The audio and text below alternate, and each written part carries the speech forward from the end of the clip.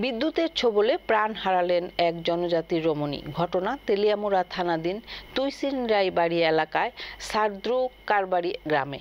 বিদ্যুতের ছোবলে প্রাণ হারালেন তেলিয়ামুড়া থানাধীন তুইসিনরাইবাড়ি এলাকার সর্দু করকরি গ্রামের এক জনজাতির রমণী।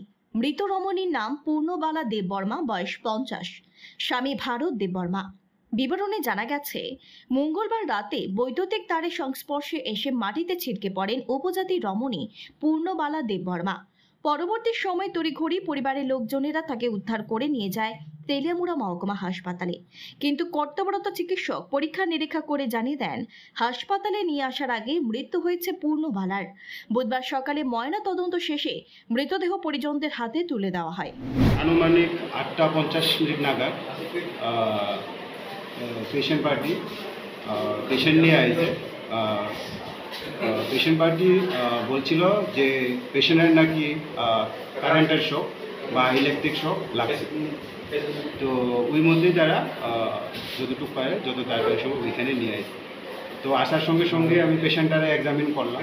এক্সামিন করার সঙ্গে সঙ্গে দেখলাম পেশেন্টটা অ্যাকচুয়ালি মৃত, ব্রড ডেথ।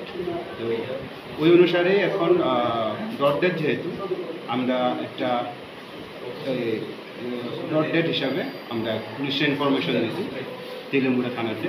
তো পুলিশ আসার পর বাকি আমরা প্রসিডিউরটা আমরা এটা করব। পেশেন্টের নাম হলো আপনার পূর্ণবালা দেববর্মা।